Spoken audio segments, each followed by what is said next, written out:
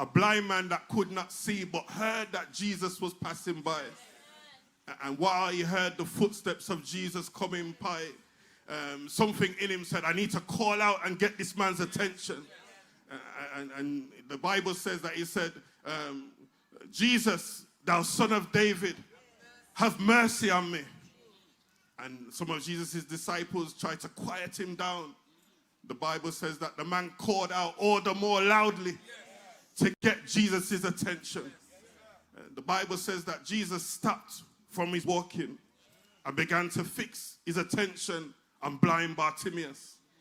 Now, it began to make me think that how many times do we walk down the road, and as people of God, this was a blind man who identified that Jesus was in his presence. I'm trying to tell you that the people of God ought to have something about them that when you're walking down the street, you should be identified as a woman of God and a man of God.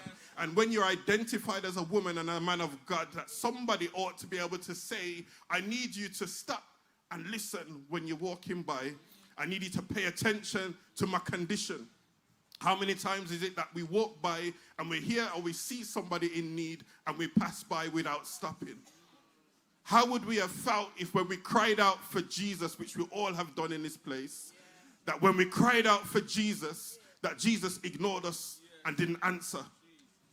And when we are out walking up and down the street, we have a responsibility to stop and speak to people who are in need.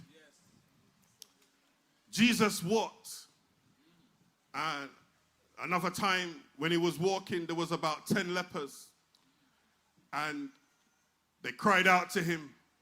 And Jesus stopped again. And the lepers said that they wanted to get their healing from their condition.